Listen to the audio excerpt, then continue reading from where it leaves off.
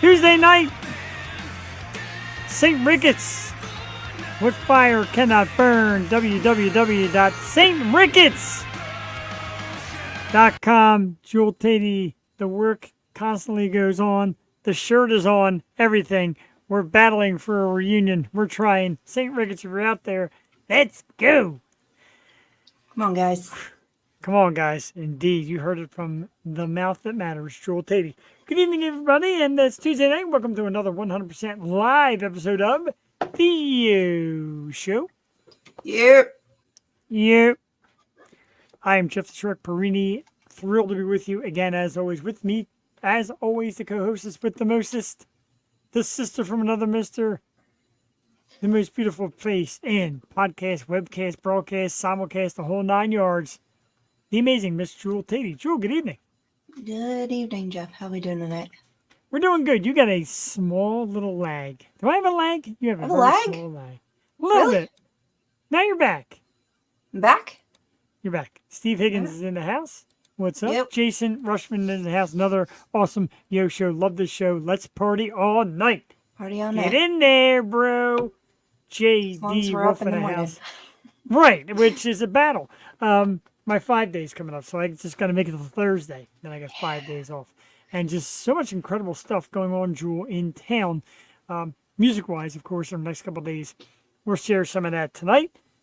And we'll share our very special guest coming up around 8:30 tonight.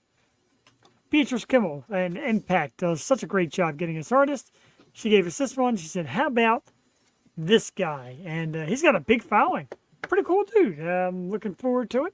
Around 8:30 tonight, Mr. Ezra Grey will be our guest. Julie, you know what I like about Ezra? Very much on the ball. He said, I'm seeing the ads, and the ad says 8. And Beatrice told me 8:30. I'm like, dude, 8:30. Because we got to do our little bit of half hour of silliness. Yeah, we got to get the jitters out first. Right. We got to And you warm can up a come in. little bit. Absolutely. Did you Lots notice to talk anything about. different about me, Jeff? Of course, you did something with your hair. I did. I cut so much hair off. I cut 4 inches off. It's hard to tell because of It's the so black short. on black. It's Man. gray. Or Ezra Grey, but no. It's great for Ezra Grey. Good Yeah, stuff. Duck's like, I can't tell a difference. I'm like, I cut 4 inches. I really can't tell the difference either. I think we should have made it a contest. Guess We how should've. much hair Jewel cut off. JD Will said it looks great. It always looks great. Oh, thank you. Of course. Thanks, JD. Jason, what do we got? Going to see Avril Lavigne September 6th at Blossom Music Center in Canton, Ohio, where I live, Jeff. And so that's pretty exciting. I dig me some Avril. Avril. I just saw her in a movie with MGK. I guess MGK's buddies with her man. But Wow. yeah, she still looks exactly the same. She's cute. I love her.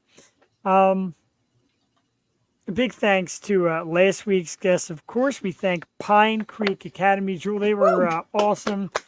Love their music. Love this new wave of pop punk going through the PA area. What do you think about Pine Creek Academy? Oh my god, they're amazing. Yeah, we had a pop punk little theme going for a while. We did. It's like I'm back in high school. You got that little lag. I'm sorry. Really? I think it's yeah. you. I think Me? I'm fine. Impossible. I think it looks awesome. And Oh, it's we got the animals. We got little all the Hannah's in the animals. house in pure No. excitement tonight, of course, for the Yo Show. She loves it. Woo! There she is.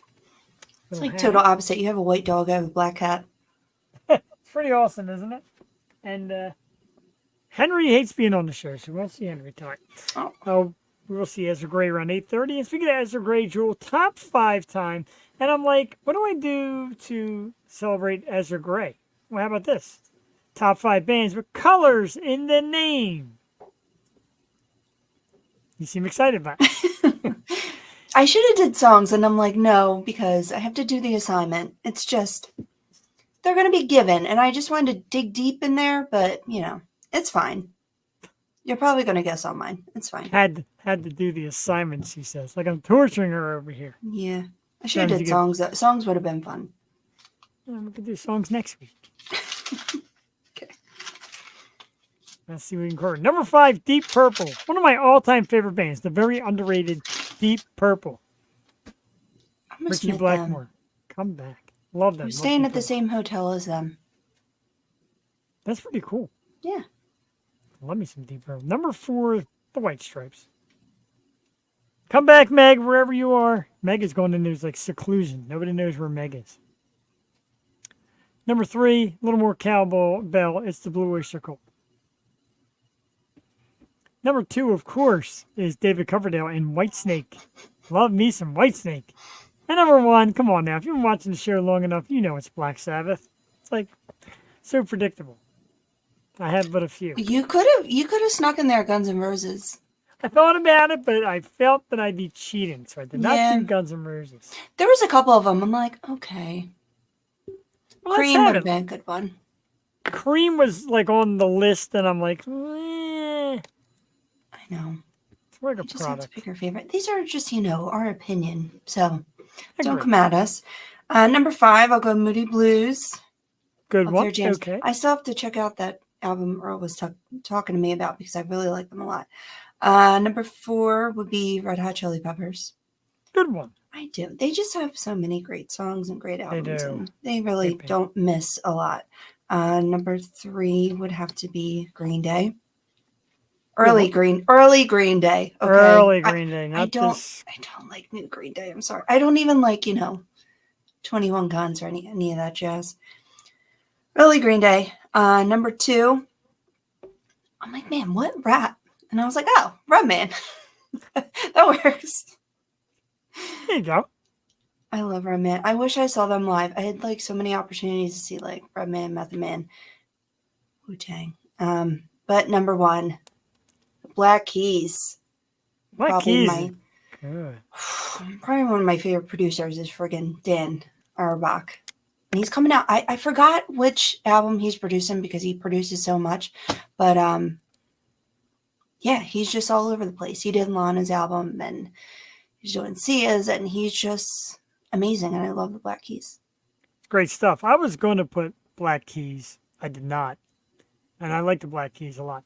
And JD Wolf, yeah, I want to give some props to this because JD has got tickets to this awesome concert June 1st Ooh. up his end. Kaleido, of course, Christina Chris was on the program. Oh, I didn't Yeah, we even love- see that. I don't have my Yeah, glasses. Kaleido, Elsie Binks, who I am starting to get Nice. into thanks to you, and Plush. Trying to get Plush on the show, Jewel. I've got some contacts. I'd love to get them on. Oh, JD is JD, gonna be you have to report back. That's so fun. Absolutely, right? That's a good show. That's a biggie. That's Christina, right? Christina Chris? Christina Chris read this Kaleido. Remember, they came Yeah. on my birthday and they all got me drunk. Yeah. I watched that Sing episode happy so often. I know. I Sing happy adore her. birthday to you. Let's rehash top 5 bands with colors in the name in honor of our man Ezra Grey. Number 5, Deep Purple. Number 4, The White Stripes. We miss you, Meg White. Number 3, The Blue Oyster Cult. Number 2 is White Snake.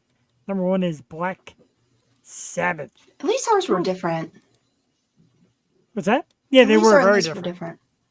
Jewel came back with the Moody Blues, the Red Hot Chili Peppers, Old Green Day, Red Man, Black Keys. So Jewel, Oh. I managed to do it, and I didn't even notice. Yeah, you always go on VIP. Yeah, tell Plush that we love them. Yeah. At least I do. You need to rep a Yosho shirt, JD. Yeah. Oh man, gotta get some shirts. We I managed to do this somehow, Jewel. A top 5 list without Lana, Bruce, Yeah. or Eminem. We did. Now, if it was songs, then that would have been. Oh, well, sure. Absolutely. She sings in colors. So we made She's it like happen. a rainbow. So good night, everybody. Seriously, though, something for a few sports topics tonight. I want to start off with this one. Being a gigantic football fan as I am, and one of the big-time insiders for ESPN Sports, rest in peace to Chris Mortensen, died a couple days ago. Chris is one of the big names in football reporting and sideline reporting and all that, and him and Adam Schefter do a wonderful job. And he had been sick for a while and passed away. It's going to be tough, football season without Chris. I know Schefter could pick up the mix, but a lot of the inside scoop kind of gone, and we'll miss Chris Mortensen. JD Wolf, because you honored it, I'm going to go to it right now. JD Wolf said, thank you, 62. And Jewel, as you may know, it is official now Philadelphia Eagles longtime center and pretty much the voice of Philly for many years, Jason Kelsey, officially retired the other day. A lot of tears, a lot of heartfelt, tough one. What do you think? It was so sad. And just to see him get choked up, it's a hard day. You know he doesn't want to do it, but it's his time. He was thinking about it for a long time, as we all saw in the documentary and everything. So, he'll be missed, man.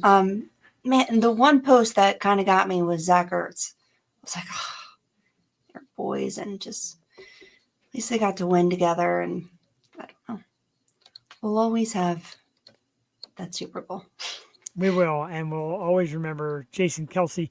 And, you get those kind of timeless players that come through, and Brian Dawkins recently, of course, Kelsey, and then the 70s, the guys like Harold Carmichael. So there's those guys that come through your town that become a part of you in some weird way.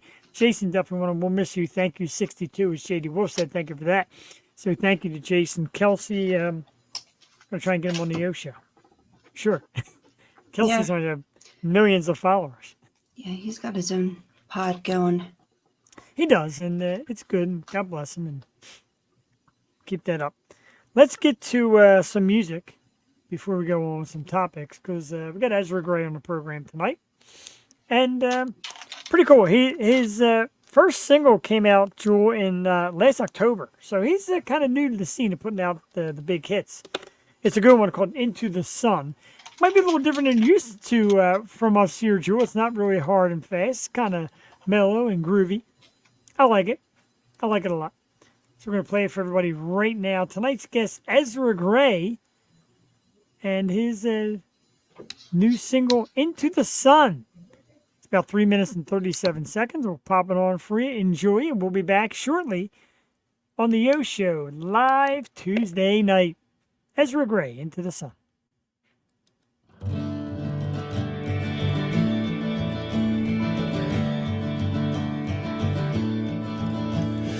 Floating off again into the sun.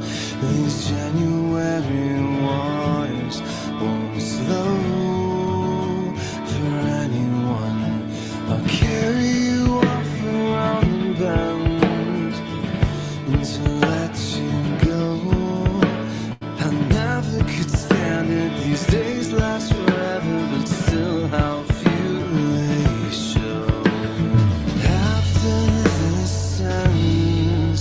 you never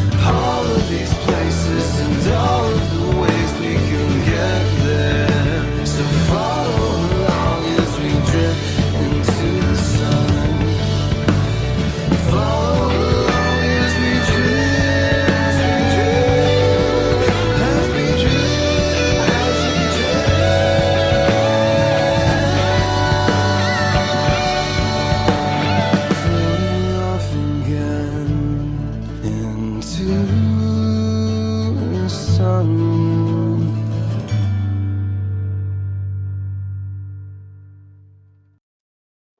All right. Tonight's guest, Ezra Grey, Into the Sun. Out now, everybody. His first big hit that he put out in October.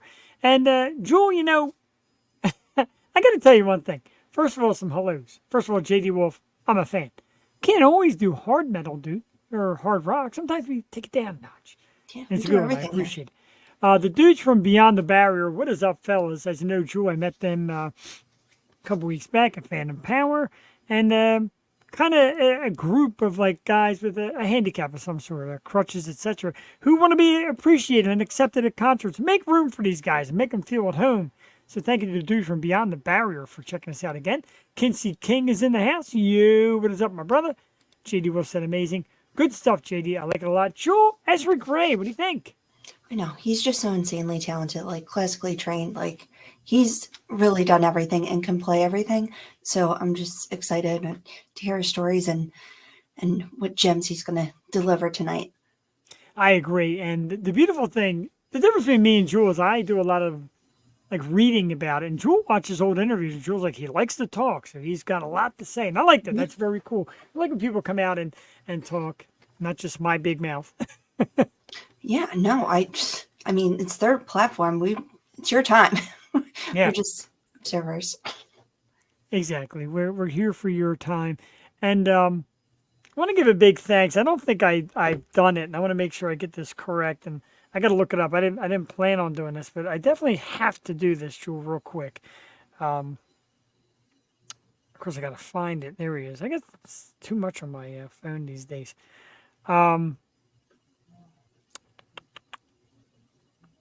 There it is. A humongous thanks to Nicole Richter. And I know everybody's wondering, who's Nicole Richter? Nicole Richter is a Temple student, Jewel. She made it to the first Key concert series, which we'll talk about the second one in a little bit.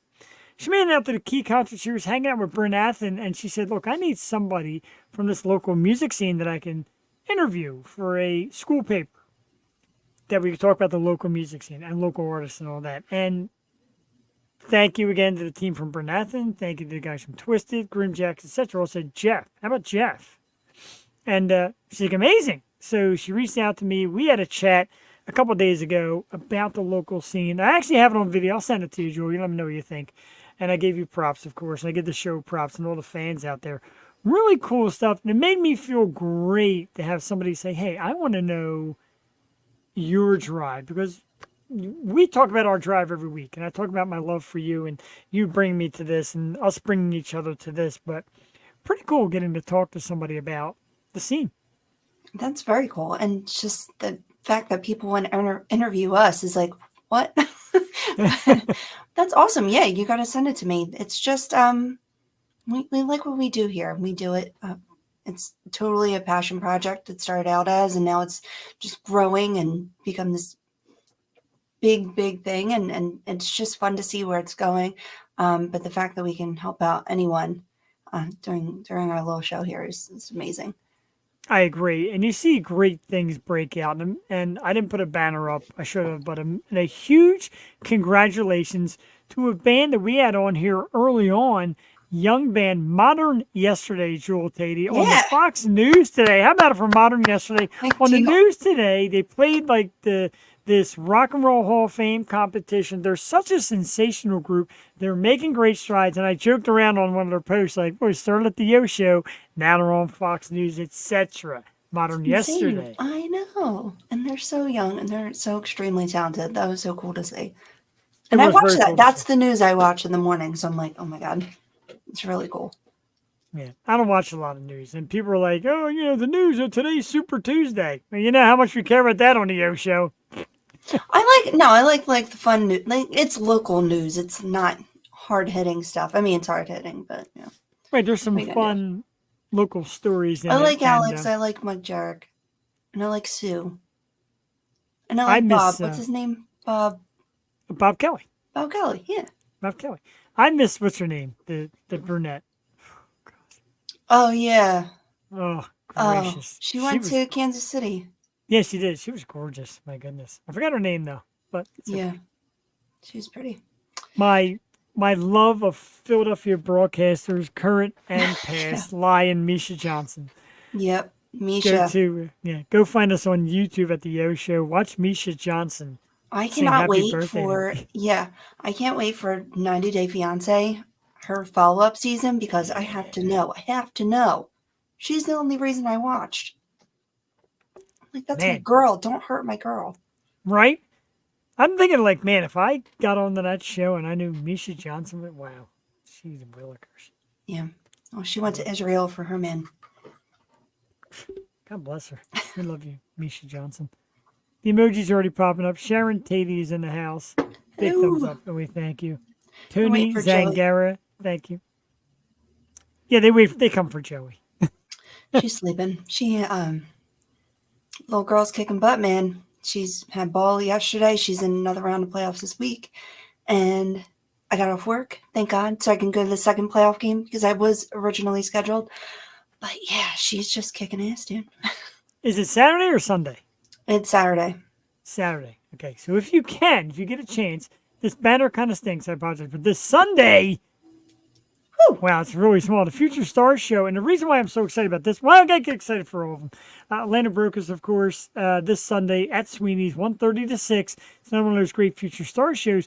And the reason I'm so excited, Jewel, two of the key concert series, alumni, if you will, Bryn Nathan and Twisted will be on that list.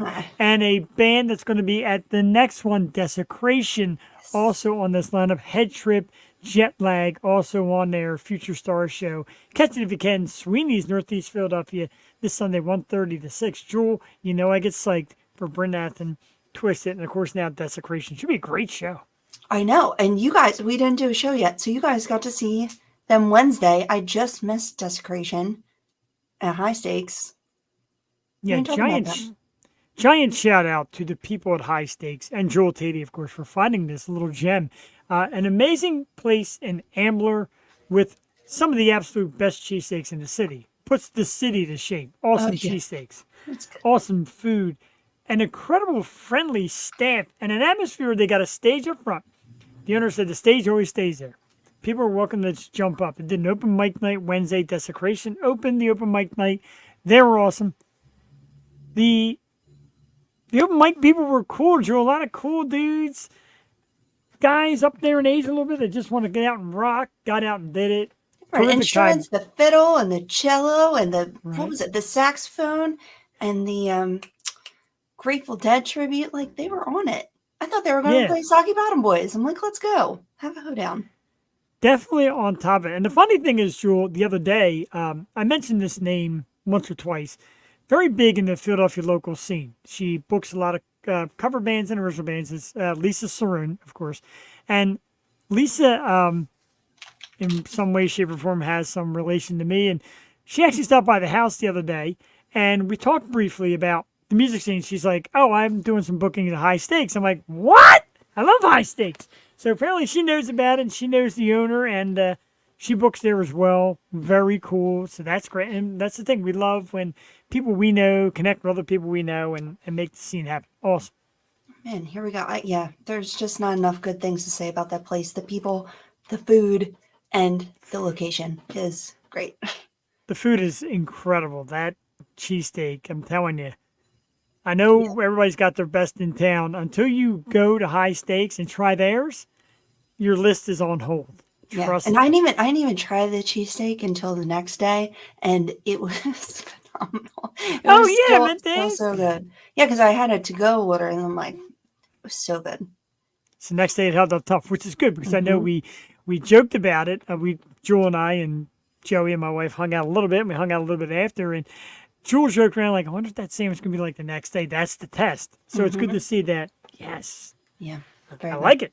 I like it a lot. That's all. Yoshi approved.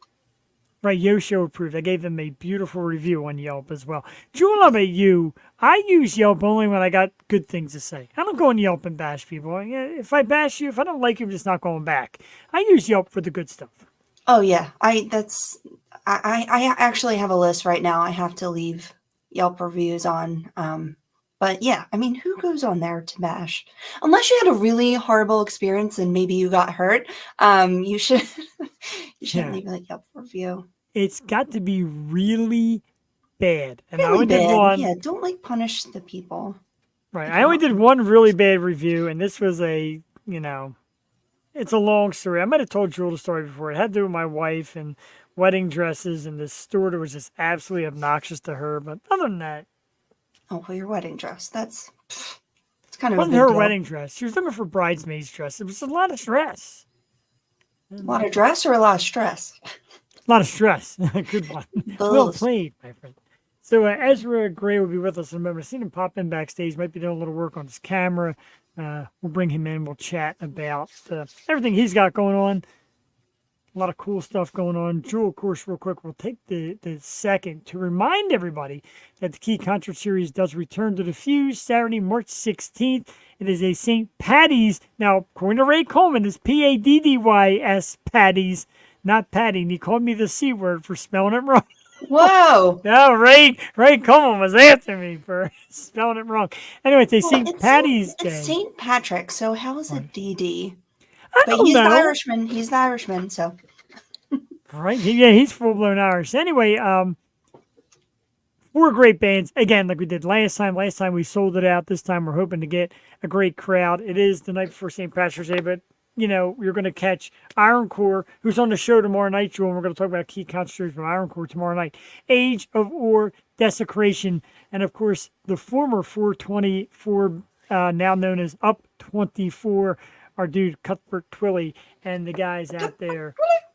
It's going to be great. It's more of a rock one this time, Jewel. It's I know last time I had a little bit of mixture, a little pop, a little rock, a little grunge. This is going to be like a little more rock, but it's 4 great bands. Very excited for this one again. And before I let you speak on that, I have to say this. Come and you can win a massive prize. The Key Concert Series is giving out $300 in cash, plus a massage therapy session from the one and only Dr. Mike Cheng, our awesome sponsor from Comprehensive Chiropractic and Rehab. Come dressed up in your best St. Patty's Day green and win a prize. March 16th to Fuse. Jewel Tatey Key Concert Series. One of your babies. How about I'm it? so excited. And just blasting this, promote it, share everywhere. And come out. It's going to be a great time. JD, you need a massage? Come on down. Yeah, You can win your... You have time. Right, you got time. Come in a great green outfit and you can win your plane fare back. I know my nephew has a Irish get up, so we'll see. We'll see. Like, I don't know who's going to beat Jeff. Jeff is not eligible. Friends and family of the Key Concerts are not eligible. Thank God for that. Okay. Any outsider who would like Right, to now, win. right? Get your tickets right now. KeyConcertSeries.ticketleap.com. Brought to you by the team at SRR Promotions. Jeff and Joel here at the Yo Show. And, of course, Comprehensive Chiropractic and Rehab. The great Dr. Mike Cheng. The Fuge. Tranquility Brewing. It's an event, man. It's going to be awesome. Is an event. Steve Higgins, I agree. Bring JD to the Fuge. Let's ask Alyssa Milano. She's good at making those. I can't even begin to tell you how my Alyssa Milano love turned to pure no thank yous over the Like, years. she used to be really cool. I used to love her. Right, she used to be very cool. She was like Ricci-esque. Like I put her and Ricci in like a neck and neck. Now, no. Isn't the Little Mermaid based on her face? Whose I think face? it was Alyssa Milano's face. I could be Really? wrong. I could be wrong. I thought it was definitely an actress at that time. Well, it's not mine. So we got the Ezra Grey window, but I don't see him in it. So Ezra, if you're listening in, man, we're ready. Oh, there he is. Okay. Let's do it, Jewel. That was a fact check, just so you know. It was. Fact check. Well done. Very well done. On the fly here. Our guest tonight, Jewel, is an awesome singer and songwriter. We just played his debut song, Into the Sun, a moment ago, and I absolutely love it. This dude is very cool. Comes to us again from Impact and Beatrice Kimmel. We always love her people. So let's give a big round of applause. And Yo Show, welcome to Mr. Ezra Grey. Ezra, how we doing, man? What's going on, guys? Hey, sorry, I have to do this from my car because I'm actually at work. I'm supposed to be at work. I just got off at a little break. So hopefully the lighting is decent enough. Yeah, it Yeah, looks pretty it's good, fine. and we thank you. And I'm going to tell you, Yeah, dude, cool. I'm going to tell you this. No disrespect, you're not the first person who's done it from their car or at Fair work. So enough. Fair enough. Yeah, Yeah. Yeah. There's appreciate no the way effort. around it. Sure. we Sure. How you guys doing? we're doing great. We appreciate the effort, and of course, we played the song. So let's get right into that. "Into the Sun." Okay. That was your debut song. It came out in October, and it's beautiful. Yes. We love it. I said I Thank know a you. lot of. I joked around a lot of times. We do harder music, so when the softer stuff comes, I'm like, all right, let me get in the mood. Didn't need the mood. I mean, it picked me up right away. It grabbed me. It's terrific. Tell us about the making of that song, your creative process, and how things have been going since it came out. Yeah, man. So that song, it's definitely the sort of the black sheep of that record because it is old as hell. I wrote it when I was 15, when I was 15, Wow. and as a freshman in high school. And it's probably I wrote songs before that, but it's probably the oldest one that like kind of still stood up over amount of certain amount of time. I'm 31 now, so it's quite old. Wow. But yeah, I had written it about my high school does this thing for freshmen where they send them on an Outward Bound trip. If people don't know what Outward Bound is, it's basically like it's like a company, but you go into the wilderness and spend like a week, or sometimes people go longer. This was in Miami, Florida, so they sent us out to the Florida Everglades. So we were like Wow. kayaking and camping for a week. And it's this kind of thing that they do for like camaraderie and like team building. I think some character building as well. I had a great time. Not everybody else did, but yeah, that's how that one came about. The Awesome. trip in the Everglades sounds scary and alligator filled. It was alligator filled. It was a little scary. Like at one point, we had to cross like the Gulf of Mexico, not like deep into it, but like we were technically in it. And so there was a possibility of sharks, but like it was safe. It was safe enough that Okay, they'll send a bunch of 15-year-olds out there, so it was sure, fine. sure. And and they write great music inspired by the moment. So, Yeah. hey, hats off, keep it going. Why not? Talk to us about the nerves. You do a lot of great covers now. You got original stuff. Tell us about how nervous you get knowing, hey, I'm going to put my blood, sweat, and tears, my heart into a song and lay it Mhm. out for the world. How does that feel? It's not something that bothers me whatsoever anymore. When I was younger, for sure. When I was like in high school, and this sort of ties into just singing as well. I was never planning on being a singer. I didn't like my singing voice when I was young. It was something I had to learn how to do, and I slowly got better at it. Joining an a cappella group in college taught me a lot because I was able to learn from some people who I still think are some of the best singers I've ever seen in person, and just in general. But yeah, with songwriting, I mean, my general philosophy with songwriting is like you gotta just be like totally like emotionally naked with it, because otherwise, like it's just people may not like know consciously, but it just won't resonate, you know. And so you look at like Adele's a good example. Like she's very straightforward about what she's talking about, and Agreed. she's very emotional with it.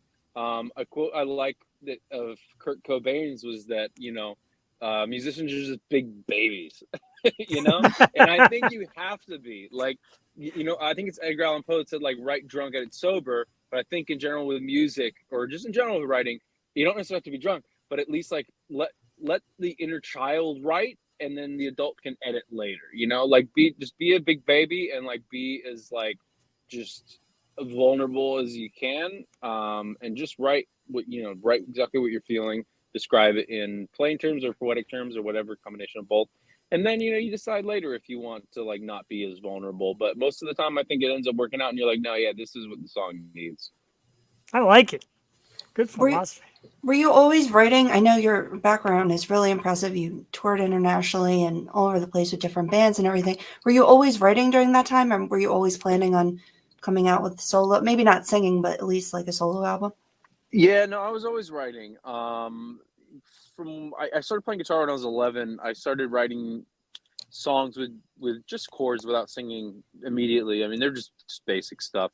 As soon as pretty quickly, I knew like it was something I wanted to do, seriously.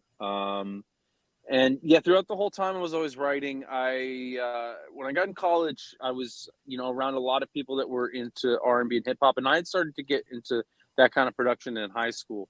And so I always enjoyed it. I did electronic production as well. So I spent a while focusing on that. I played in some metal bands, played in some hip hop groups, R&B, that kind of stuff. Played some jazz, played some progressive rock, did a lot of things. I always had my other stuff going on. But with this project and this music that I'm moving forward with now, I haven't played this genre of music or written it in a long time. I was kind of going in different directions, but it's sort of like a full circle thing because it's a lot of the kind of genre that I was really into in high school, like guitar based, sort of like a late '90s vibe to it, but with some modern influences as well. Yeah, and I don't know, I just decided to get back into it. I sat down with a friend of mine, Zachy, who co-produced the record and played drums on it, and also I played in a few bands with him. And I just decided to like record. I wanted to get moving along with things, and just decided to record over like the course of a year as much material as possible. So we actually already have like the next 2 albums worth of music already Wow. recorded. That always blows my mind how artists like, yeah, I got 50 songs waiting for another album. Like, it blows my mind. That's amazing. It's the thing, and it's a huge backlog, and it can be a little stressful. But I think you just got to chip away at it. I was like, look, let's just start with one. Like the first like 5 songs we recorded are like we haven't used yet, or some of them we might not even use at all. But it just got the ball rolling, and what ended up happening is that at least half the songs from all of the material from the upcoming ones and including this one are all in fact 5 of the 6 songs are all new ones that were written in the process of recording, because I like when hearing the song like get recorded and like mastered and sound awesome, fidelity wise, you're just so inspired and you're like, holy crap, I gotta start writing more. It's a great feeling. And then I just got like re-inspired to just keep writing and writing. It's very cool. And the thing I always wondered, and this is kind of like off the cuff, you have a bunch of songs. Like you said you wrote the one when you were 15. Do you go back today, you bring the song out and you're like, nah, because it says songs have a 70s feel, an 80s feel, a 90s feel, blah, blah, blah. Do you ever think like, man, I think I waited too long, this song really doesn't have a modern feel? Or do you just like, hey, I can make this work? Do you always feel that every song you have is kind of timeless and you can always make it work? I mean, I think the answer anyone would like to give is yes. I don't know. The thing is, like, I feel like I don't try and write songs that I don't feel like could be slotted anywhere. Unless like you're trying to go for something specific, like let's say if you're scoring like Stranger Things or something, But that being said, like so Running Up That Hill by Kate Bush, which is now like a mega hit. Yeah. I became a fan of hers a few years ago before the Stranger Things blew up, and I loved that song. But I thought like, wow, these synth sounds sound really dated. Like especially that one that's like wah wah wah. But like, but now that it's a hit, like it kind of bangs because it's so like ridiculously old sounding synth. That being said, it's an amazing song. I've heard some covers of it that have like some more modern sounds. Like Meg Myers has a cover of it that's just awesome. It hits so hard. But Kate Bush is incredible. As far as my material goes, I don't know, man. I mean, I think I feel like it would sound out of place if it came out in the 80s for sure. I think it would fit anywhere from like mid 90s through today. I don't know what the future is going to sound like, so we'll see. There's definitely been a resurgence of just late 90s and 2000s. Have you noticed that? Do you embrace that, being that the album is newly released? Like it just seems like everyone's going back to those roots. And with all this like AI generated electronic, I like EDM, but like a lot of it's just you don't know what you're listening to now. So going back to the roots, do you think is important? there's a lot to say about that. Real quick though, on the AI stuff, yeah, I mean, just the totally AI generated stuff, I really don't like. But one thing I really think is awesome is, like, for instance, I heard someone made an AI Linkin Park cover of Somebody I Used to Know by Gautier. Oh wow. And it's fucking dope, man. It's so cool. I don't know if I can curse on here, but No, yeah, Yeah, you go. guys, let it rip. We're good here. like people will do like Kurt Cobain covers of like certain songs, and like it's just awesome. So I think if it's done right like that, and the intention of the person doing it is good. As far as you're talking about roots with the '90s, it was certain artists like Phoebe Bridgers, for instance. When I heard her, now I've described her before as like, she reminds me so much of Elliott Smith. It's like if you took Elliott Smith, but obviously she's a woman, and her sound is updated, with the production is updated, because like they'll process the guitars a little differently. It won't be just straight up, like most of the time, like Elliott's music was. But hearing certain artists like her, I don't remember exactly if that was the thing with the timing, but I just knew, like, man, like, I want to get, like, I was glad that people were starting to listen more to that kind of thing with instruments, and like I said earlier, like I like to produce music that's just all electronically produced, but I missed I missed having quote unquote mainstream music. I mean, I wouldn't call myself mainstream, but you know what I'm saying. As opposed to, like, for instance, in some of the metal bands I played in, I wouldn't call that mainstream at all. That's very niche. So I love to see that kind of thing. And I miss like '90s pop music, like Torn by Natalie Imbruglia. Like, that's just as pop as you can get. But like that's got like great like guitar parts in it. And I mean, I've been listening to like Faith Hill and Shania Twain lately, like this slight country vibe, but they're like not really country. It's like Taylor Swift when she first came out, where like she's pop, slightly country. But in my opinion, I mean, look, I don't know if there's Swifties listening. They'll hate me if I say anything bad about her. But well, she's a great songwriter. Not my thing, but yeah, love the '90s stuff. Not our thing either. It's all right. I don't understand the appeal. I really don't. It's a cult. It's a cult, man. Yeah.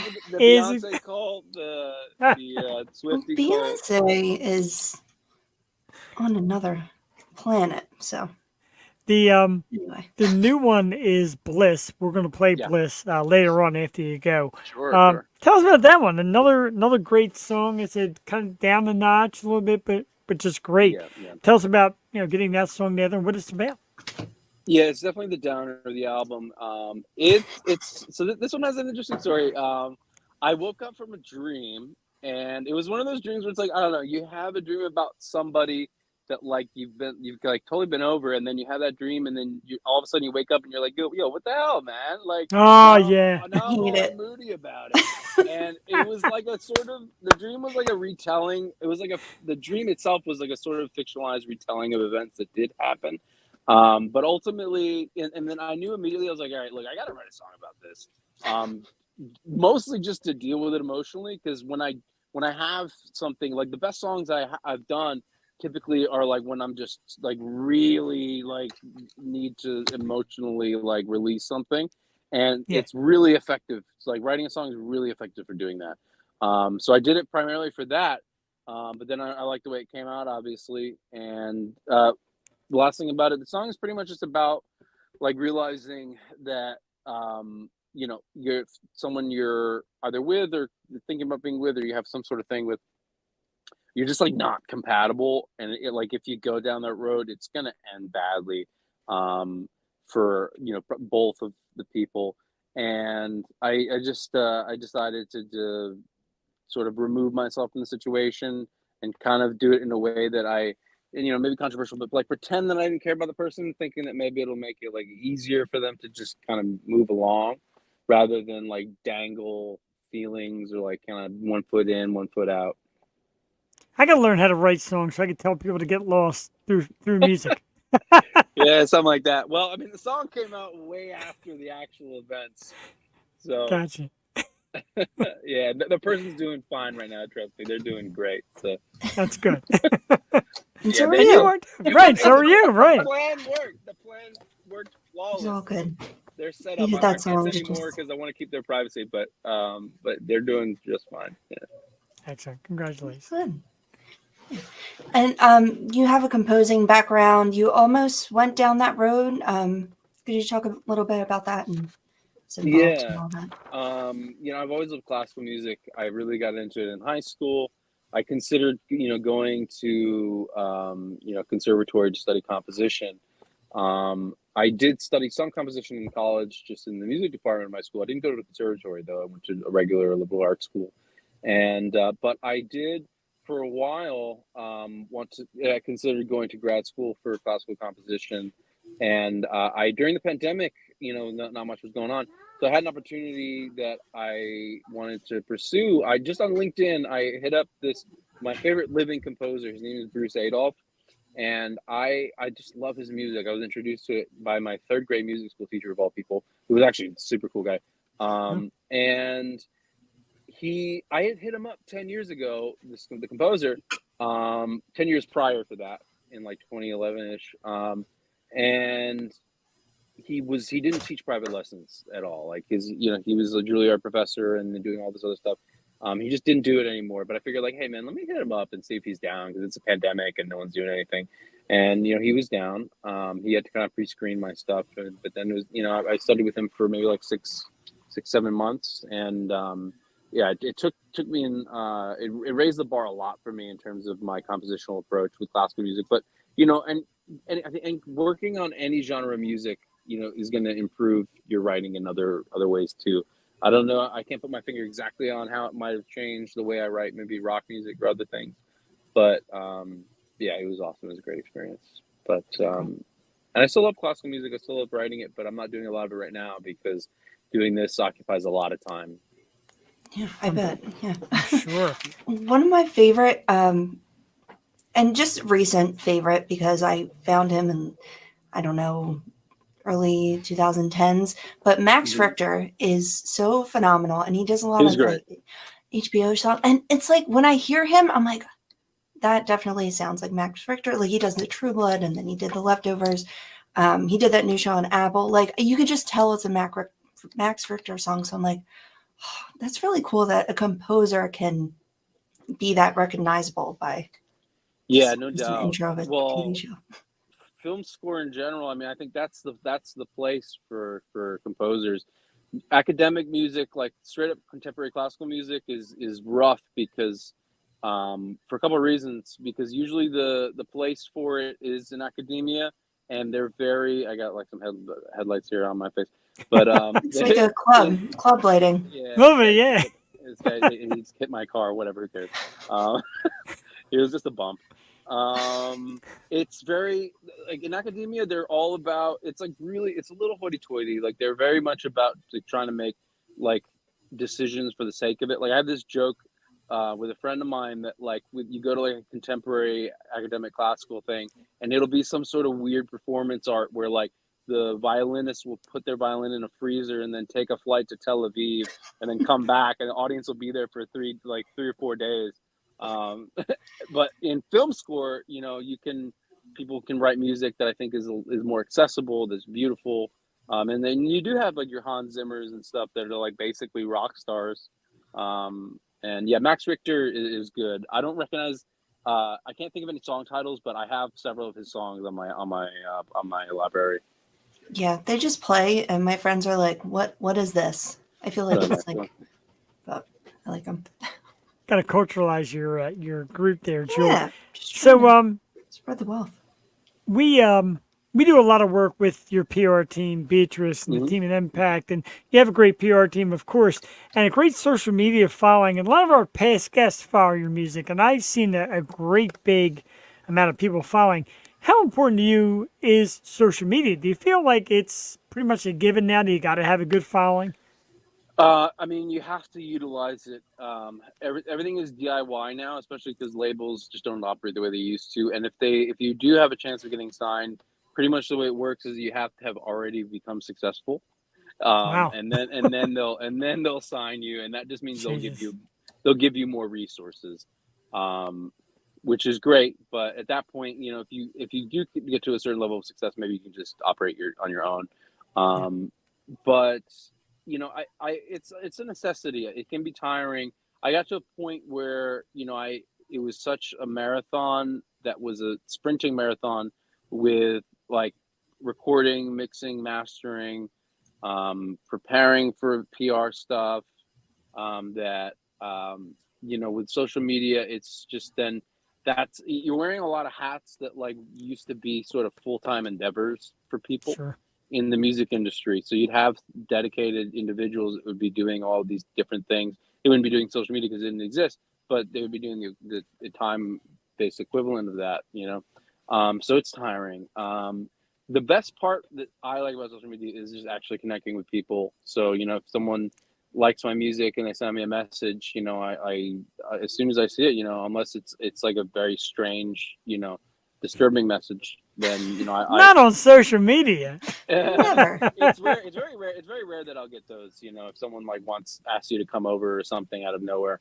But aside from that, like I've met It's some just people Jeff. that are like, I met some people that are really really cool and that I talk to frequently. And so I think that's the best part of it. Having to like prepare content and things like that is not my favorite part. I do like going live. I think that's fun because it's, you interact with people. You're just actually playing, and then you're not overthinking because it's so easy to just be like, oh, let me do like 20 takes of this thing that's going to be a minute, and people will watch it for 5 seconds. You Yeah. know what I'm saying? And with the algorithm changes, like Instagram put out, I'm still figuring out. I cannot figure out TikTok. No, thank you. And I didn't want to. I was told like you have to do it. You have to do it from people that are really knowledgeable. So I trusted them with it, but I really didn't want to get on there. But yeah, I don't know. The Instagram live stuff I really enjoy because it feels a lot more actually intimate, and it feels people actually watching, and you're not like thinking like, oh, let me do 100 takes. You're just playing, and if you slightly mess up or whatever, you just keep going. It's like a live show. So I think that's some of my favorite parts of it. Yeah, it must be so much fun going live when you're a musician, just jamming and going right along with it. You've played locally with your new material? Is that correct? Are you expanding the scene? So or I have the doing band put shows? together. I've been trying to get a build together. I play a ton, obviously with other bands. We still are yet to play our first show with this project. I've been trying to book. It's really competitive getting a new act in because even for places that take they have a lot of shows going on. What they'll do is they'll cast really wide nets, and so they'll give you a handful of dates, and then you'll then coordinate with the band. Have to wait for everybody to get back, find the dates that work, and then by the time you get back to them, even if it's like really in like 20 minutes, they'll be like, "Oh, it's already booked," Yeah. And I'm like, "Okay, so do it again," and then so you might have to do that a few times before you It's can gonna be get a you show and your booked. guitar, like I'm here. I know, right? Yeah, me up. yeah. I have played this material once live at an open mic alone. But yeah, I'm really trying to get the ball rolling with that. With getting the live band out and playing. So this is one of the things I was talking about where it's like at the end of the marathon, it's like, okay, now it's time to start booking shows, and I'm already a little mentally exhausted. But hopefully very soon. Hopefully very soon we get started with it. I definitely want to have at least maybe one or two shows before the album release, and then Yeah. probably try and get a more substantial bill for that one. Awesome. If we can get that band to the Philadelphia area somehow, you can come play with us at the Fuse, one of our key concert series. We'd love to have you. Dude, I would love to. I've played Philly a couple times. I have never had nothing but an awesome experience there. I thought the people were incredible. The crowds were really standout. We were playing. They were both metal gigs, but I had a great time. And I visited a buddy of mine in Philly a couple times. I really liked it there, man. I definitely would be down to come out. Awesome. We would love that. I mean, the venue that we're working with holds about 300 people, but it's a cool scene. We're doing What's the it name of for the guys venue? that go. It's called the Fuge, Fuge. It's an remember that. entertainment venue. Oh, let us know, dude. We'd love to make room for you. Absolutely. Yeah. We're going to let you get back to work, unfortunately. Sure, sounds But I good. wanna Right let- on time. Right on time. Right? Well, let everybody out there to know. Find Ezra Grey on Facebook, of course, at Ezra Grey. Instagram, one word, at Ezra Grey. Get to Spotify and Apple Music right now and find his new music. Find his videos on YouTube. And like I said, the new one, Bliss, we're going to play shortly. Ezra, thank you so much for your time, man. You were awesome. I had a great time. We never really know what to expect until we get here, and you were fantastic. I had a blast tonight, Thank you dude. I guys so appreciate much. it. Appreciate it, Jewel and Jeff. Thank you guys so much, and have a good one. You Thank too. you. We'll talk soon Good when night. more stuff comes All out. Have a right. great Yeah. night. Sounds good. You too. Bye bye. Bye-bye. Ezra Grey, Jewel. I got to tell you, like I said to him, you never really know what you're going to get. You see pictures, you hear music. Like, I wonder if what this guy's like. And he's good. He's funny. He's smart. He's got it all figured out. Ezra Grey, I'm impressed. I love it. He's like, that's the downer of the album. That's really funny. Yeah. But yeah, that's what we do here. We find artists. If you want to come and play in this area, we got you covered. So let us know. Come on down. So far, we've got the maybes from like Aaron Coburn and now Ezra Grey and Jewel. I told you Mag Dillon reached out and said, "What do you got for a date?" Mag Dillon, for God's sakes. That's insane.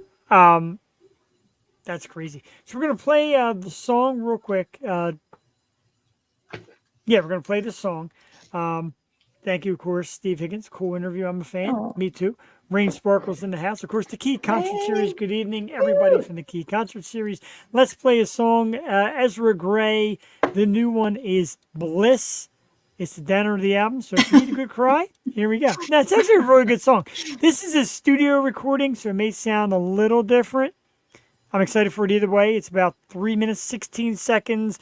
Enjoy Bliss by Ezra Grey. Tuesday Night Live, The O Show. We'll be right back.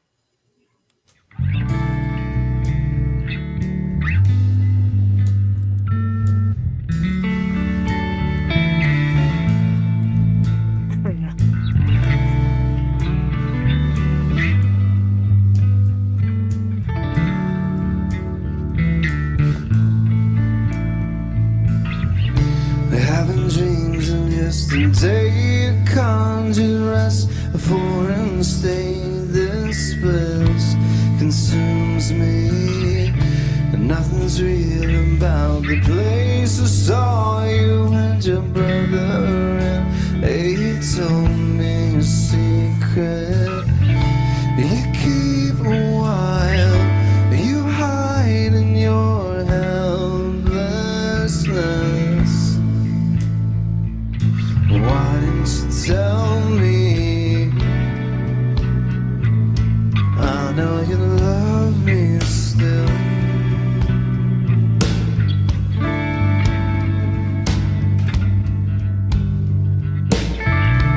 I pretend to stay asleep, lying on the couch as you come in and sit beside me. I don't mean to cause you pain, I don't want to bring you suffering. It's just that I know what I need. I want you, and I know now that nothing good can come of this.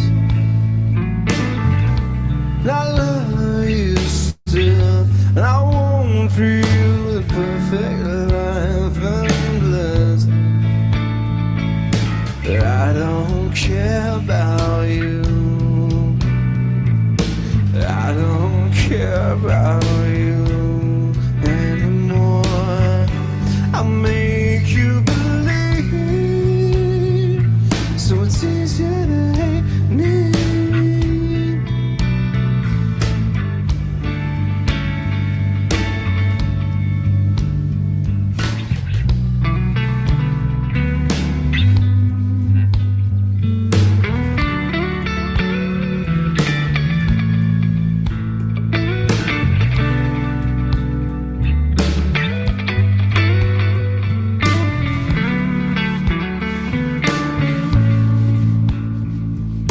I don't care about you. I don't care about you anymore. I'll make you believe, so it's easier to hear.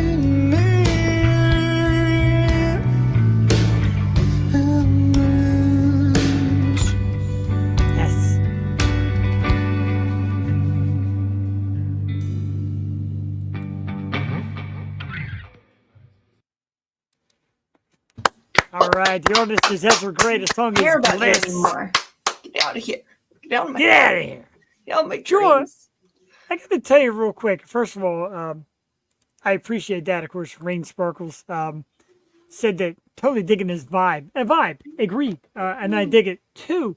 And I think I'm going to lay past you, Jewel, and everybody else that's watching in the comment section. Feel free to let me know if I'm right here. He said that in the beginning they didn't like his singing voice. It's very John Mayer. Yes. No? Yeah. Yes. And he got that comparison a lot. I was watching an old interview and, embrace it because John Mayer's like phenomenal guitarist. So Right. he's not And he- some slouch to be compared to. And he gets a lot of the chicks too.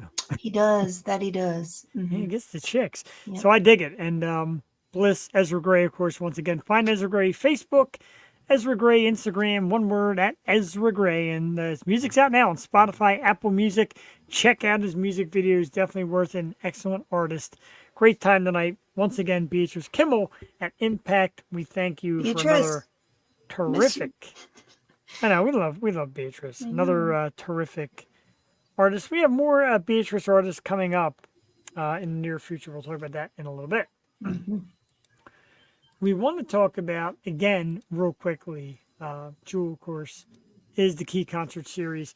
And I know I talk about it a lot, and you know what they say, repetitive, make it work into your brain. The Key Concert Series takes place at the Fuge in Warminster, Pennsylvania. We're coming back this Saturday, March 16th. A great lineup, 4 awesome bands, The Age of War, Desecration, Up 24, formerly the 424, and Iron Core, who will be on our show tomorrow night trying to sing live. We're going to see if that works. If not, just got to come buy a ticket. Come check them out. At the Key Concert Series, tickets available right now, keyconcertseries.ticketelite.com. Remember, come dressed in your very best green outfit, and you can win $300 cash plus a massage therapy session from the good team over right here. Comprehensive Chiropractic and Rehab, the awesome Dr. Michael Cheng. That's a $200 value in itself. Like $500 worth of giveaway, Joel, just to come see some great bands. I know. And you dress up in the meantime and have a blast. I hope one of the bands does a little Irish tune, just so we can get down with the jig. Let's see out of this group. Maybe Up 24. Maybe we can talk Iron Core into it. They're pretty cool dudes. That'd be cool. That'd be We very can talk cool. into it. They'll be on the I just want to program hear tomorrow. like "Kiss Me, I'm shit-faced" or like the rose tattoo. Kiss Me, I'm shit-faced. Yeah. I love it. Great stuff. We didn't do yet. I want us to do and try this and talk about it on the show every week. A friend of mine posted this. The banner isn't great, Jewel, but it's called the 30-Day Song Challenge. Oh, what is Got it. this? Now, I may have to blow us up for a second, so you might want to back away a little bit. Yeah, because you know what happened? My TV in my studio here. When you stop, It blew us up. I tried to blow the picture up. It blew us my up hair, instead look of the how picture. big my hair looks up close. But I can see it better on the big screen. So the 30-Day Yeah. Song Challenge, and one in case of 31 days. So basically, each day you pick a new song, and day 1 is a song you like with a color in the Yeah. title. Day 2 is a song you like with a number in the title. Oh. Right. Day 3 is a song that reminds you of summertime. Ooh. Day 4 is a I like song that this. reminds you of someone you'd rather forget. Let's do them all. So we're going to do them all. We're going to do each All right. week. We'll do 7 days, or it's 6 Oh, days, I guess, nice. in I between. like that. Yeah, we'll do like 6 songs, and then we'll come back. I'm ready. You want to start doing them now? You want to do all 30 now? No, let's do a week. No. Oh, we're- right, we're- okay. We're on Gonna say. 5. Let's do up to day 5. All right, we'll do. All right, so we'll start. We'll do day 1 through day 5. All right, so day 1, we'll practice it, and then we'll do it for real on the show. So a song you like with a color in the title. Mm.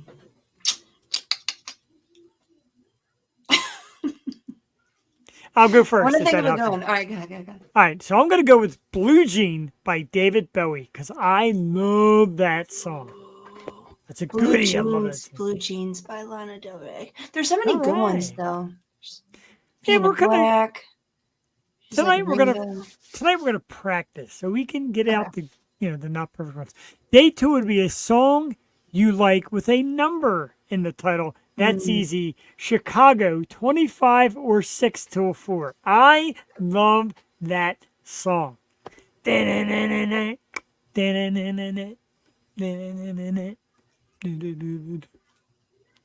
Shit, this is hard on the spot. know, right? A little bit. Number. There's so many with one. All right, You are well, the give us- one. One. One moment in time. I can't think.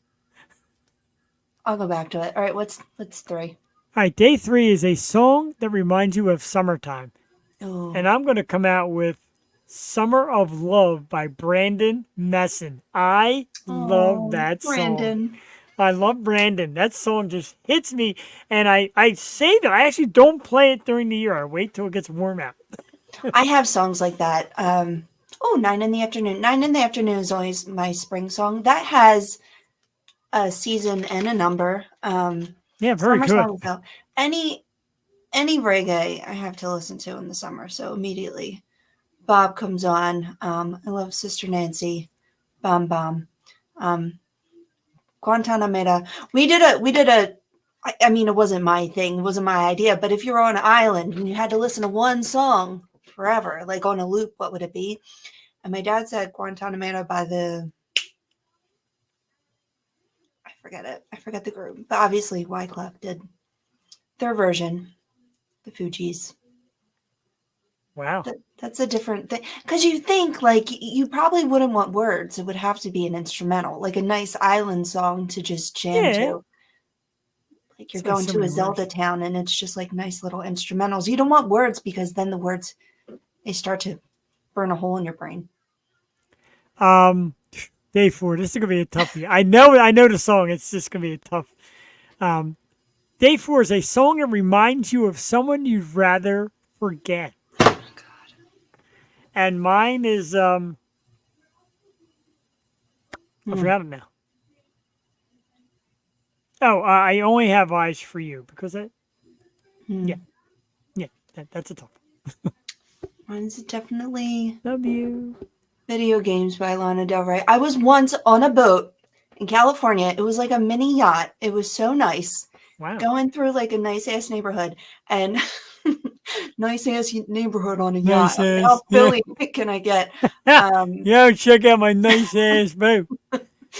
Anthony Doc and get my nice ass Rolls Royce.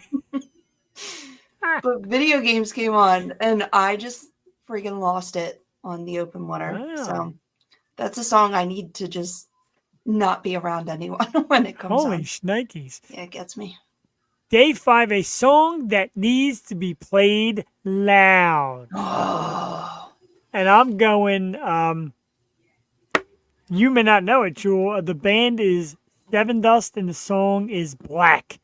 That song is so hard and rockish, but it just needs that sound. I could probably name 100 of them, but that one right there jumps out first. Black by, I forgot the friggin' band. Seven Dust. Seven Dust, thank you. I think I'll know if I hear it. That sounds really familiar. Mine would be, and this was my most played song last year, and I every time it came on, I had to crank it, especially with like Eagles being in the playoffs and everything. But "Walk the Night" by Scat Brothers, made famous by the movie Megan, where that creepy doll is like dancing to it. Yeah. But oh my God, that song is such a banger. Hmm. And it's All like right, hard all right. rock. You would like it. I like it. I like it already.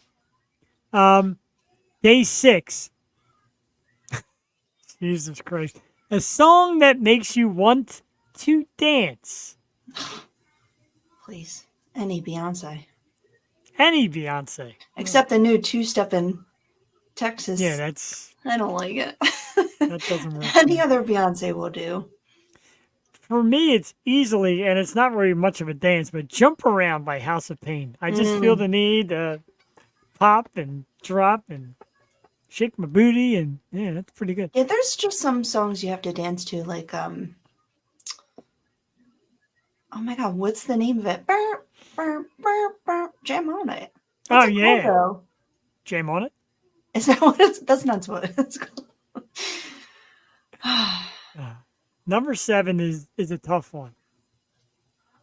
A song to drive to. Oh yeah, And God, I there's a got it. lot. There's a song by Orville Peck. Oh, what the hell is it called? But Chris Taylor from Iron Core in the house. We can't wait for tomorrow night either, yo, brother. tomorrow Thank you for I'll be tuning tuning in. in. Can't wait. Dead of the Night by Orville Peck. Man, it was like sundown, driving down the shore. I had the windows down, sea air blowing in, and this song, as you're riding over the bridge, I was like, wow, this is like a whole vibe right here. Mine is So it's many. a little different.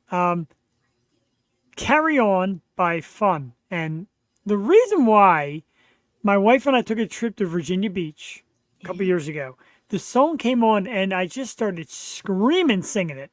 And she's singing it with me. We're not singers. And now every time I get in the car and I drive far, I got to get that song into the mix. And I just love like the high parts and the guitar part, and I just love it. That song became a drive song to me. I absolutely dig it. That was such an anthem. I remember it was like my 25th birthday and that came out and I was like, yes, this is the anthem. Like that was such a Angela. Hi. But yeah, I love Fun. What a great band. What happened to them? I know, I like Fun. Monroe. Love her. Very underrated band. I love Mm. them. Angela, a happy belated birthday to Angela, by the way, last week. She's a leap year baby. That's I love it. crazy. So Isn't really it you're wild? like 2. Like 5 years old. Not with that mouth. Happy birthday. Woo! That Jeffany picture is still up here. It's, of course, my twin sister. She made an appearance on the show briefly. It is Oh Jeffany. my. Looking Mhm. gorgeous as always. But that was pretty fun, Joe. I enjoyed that. There is a lot now. You're now 9. Angela's turned 9. 9. Congratulations. That's close. 9. Not bad. But yeah, like there's so many more, and we'll do them. I'm gonna send you the picture, and we'll do We next should week. We'll prepare a do. little ahead so I'm not like searching through. Well, yeah, no, we will. I Some said we're gonna. minutes. Right, exactly. We'll make it like a regular thing where we get we'll do like 6 days at a time and Fire Max. That's a lot of fun. I saw that on somebody's page. I'm like, yeah, we gotta do this. I knew Jewel would love this. I love it. I think it's great. That was a lot of fun, especially on the Excellent. fly. Those are my favorite.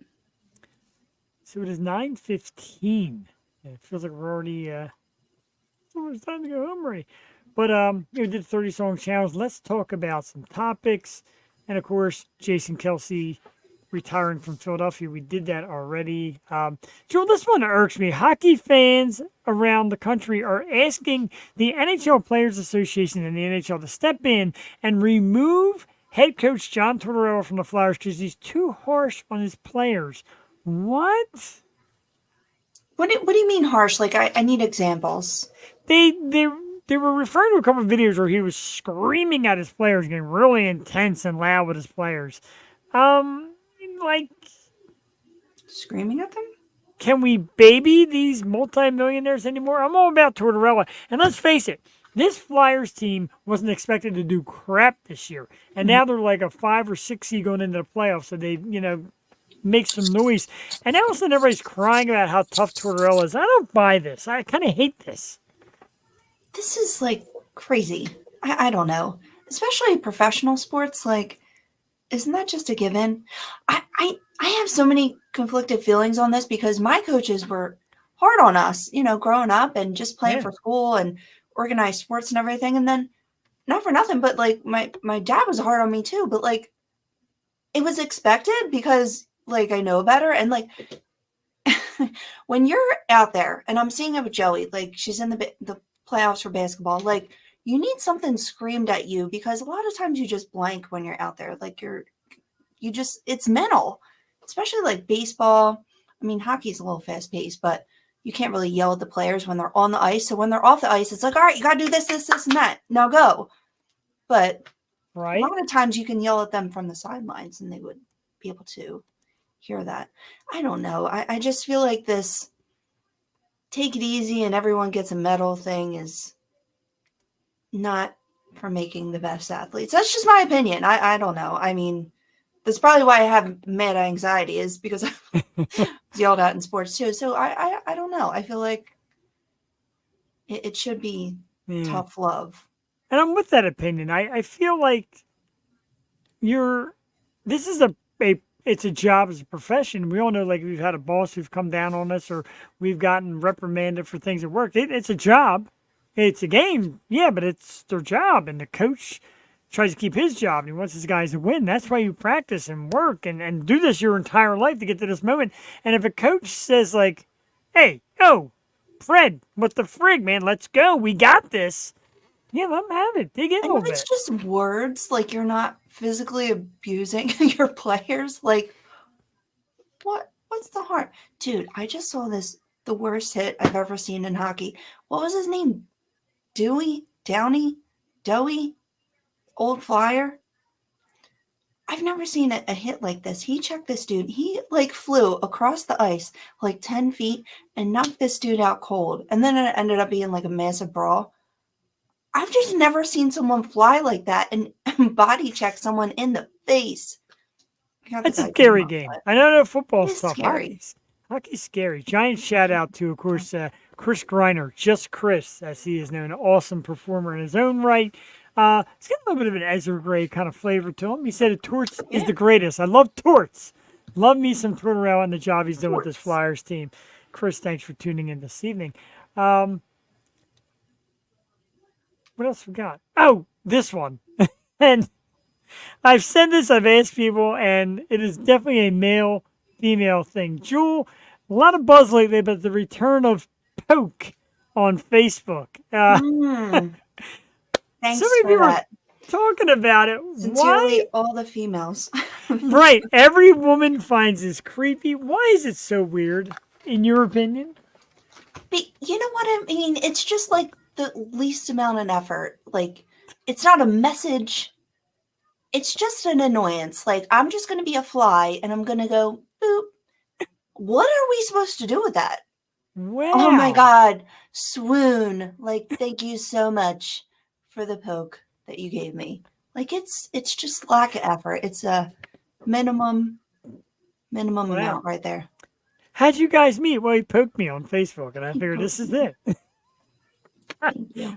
Yeah, women. It's not even like a little heart. It's just like a finger. Yes, it's a That just makes finger. me even worse. You notice I put the little finger down there, but like, you get women, and women are like, "Oh my God!" Like, it's creepy. It's an ick. It's definitely it's an ick. Yeah.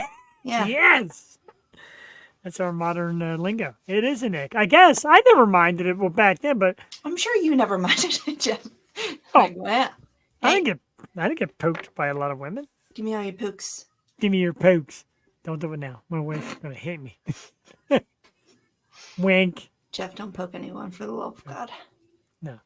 So you're welcome to poke me. You know where to find me on Facebook. So the poke's making a comeback. I guess everything. How's that phrase go? Everything that's old is new again, or some crap like that.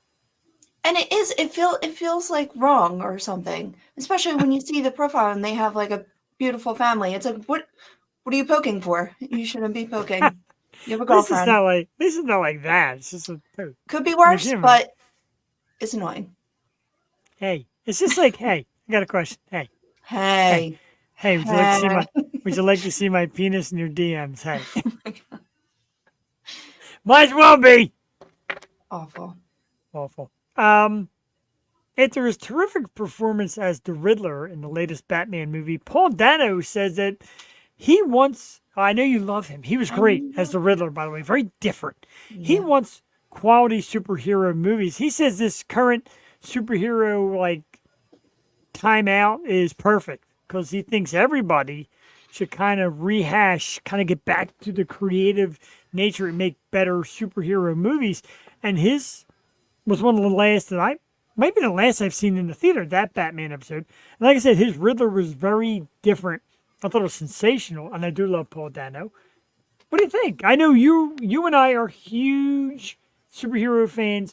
You're a massive DC fan. You've been nothing but disappointed. This one is yours. Get in there.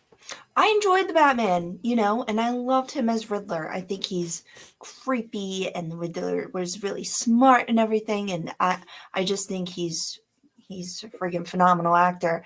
But he's so right. Like, he took our conversation from, what was that, 2 weeks ago, Yeah. and took it and like, here is what you go with, is the comics. I think Batman, the Rob Pattinson Batman, it did it right because it reminded me of like the Detective Comics.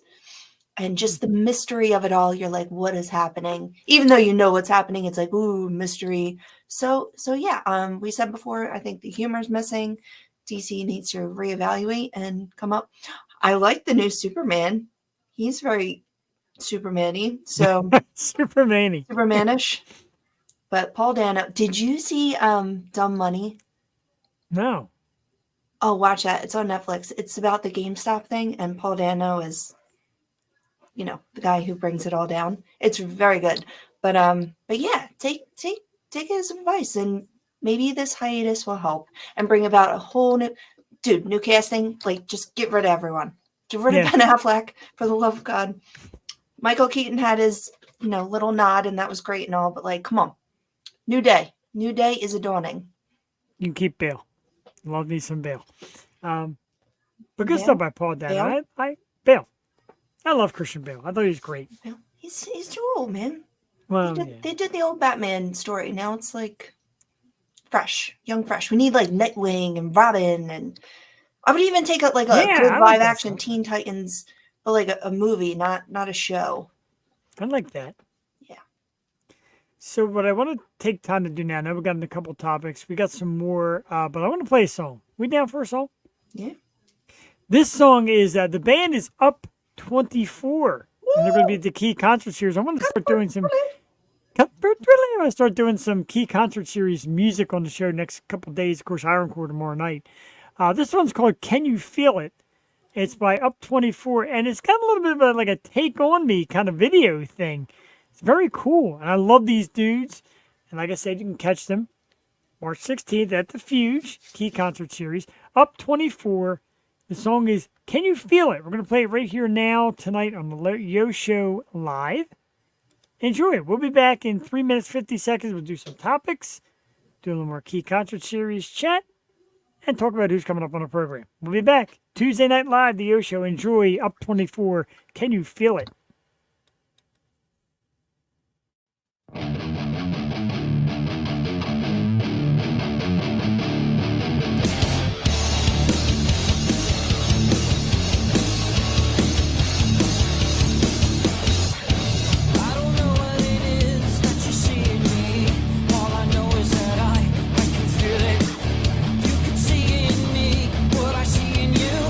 All I'm left to do is hope you feel it too.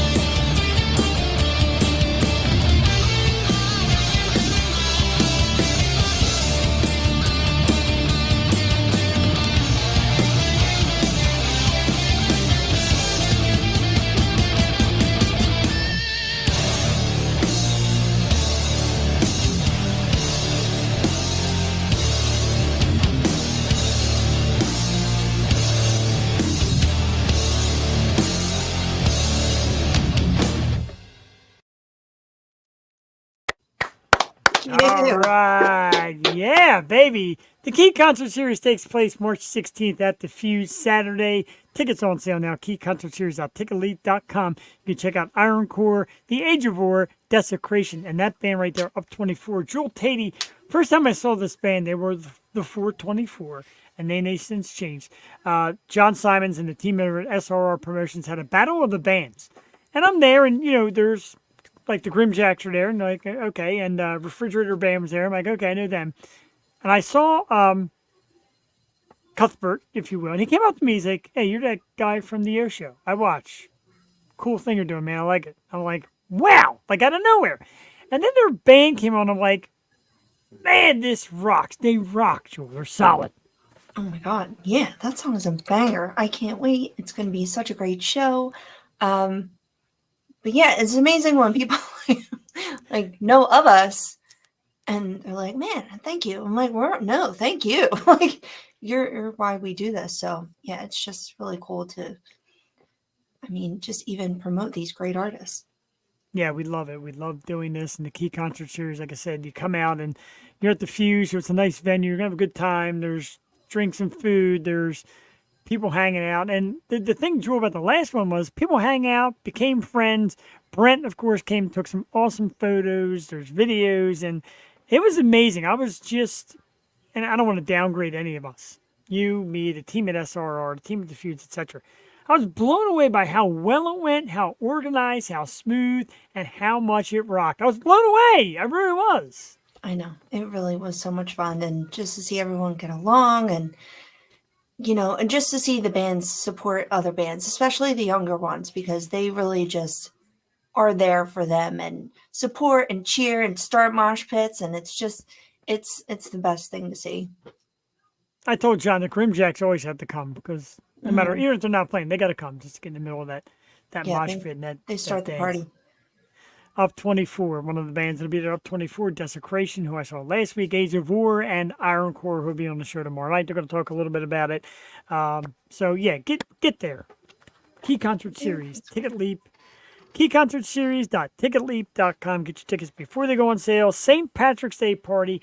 Come dressed in green, win a prize, win $300 in cash, and win a massage session from our awesome sponsor, Comprehensive Chiropractic and Rehab, the awesome Dr. Michael Chang. Yeah, man. I'm so excited. I know. You know what was announced today? The See Here Now Festival in Asbury Park. And I was waiting because they said they had a big headliner. And I was waiting. And in the back of my mind, I'm like, watch, it's going to be like Lana or something. And I'm going to have to go. Guess who it is? Bruce Springsteen. It's Bruce Springsteen and the H Street Band. And of course, like as soon as it was announced, like the tickets were outrageous. But there's a lot of people going to be there. Like Sunday, it's Bruce, Cool and the Gang, Action. I love Action Bronson, Norah Jones. Like there's so many people. Black Crowes are playing the day before with the Revivalists. Like it's like a big, like Asbury Park is doing it, man. And I've yet to go, and it's so close, and it irks my soul, but I'm definitely getting there. Our intern's turning 21, so we got to tear up the shore and, see all these concerts that are coming out. And there's so much coming up, and I agree with that. And apparently the Zlock Theater, which is by Bucks County Community College, will have 6th Century March 15th. I got my tickets already. Nice. That's super cool. I love 6th Century, and they're having a couple bands there. It's a new venue for me to see. Of course, our show on the 16th, and Elena's show this week, of course. There's so much, and like I said, we got tickets in April to go see Taylor Acorn. I'm pumped for that. Hopefully, Joel, you can make it with us because I got 4 tickets. I got them for you and Brent and me and Cassie, and she is phenomenal. She's phenomenal on stage. She's awesome. And there's a lot more that I wanted to go to, and it's just, man, finding the time seems to be like almost impossible to get it all done. I know, because like all my favorite acts are touring too. I'm so excited to see Shannon and the Clams. I've always missed them when they came in town, and it's a really hot ticket. So I had it the day of. I'm like, I am getting it. They're playing at Union Transfer at the end of May. So yeah, and I love going to those shows because I know they're going to have a great eclectic opener too. So I know it's just going to be a fun night of music and everything. And it's gonna be a good year, man. Should be. It's going to be, and it's already been just ramped up. I said even Mm-hmm. that key concert cheer is like, yeah, here I am, listening to music, and it's so much fun being a part of the action. Yeah. Our former guest, Stormy Lee. Now she was going on tour with Kelsey Lynn.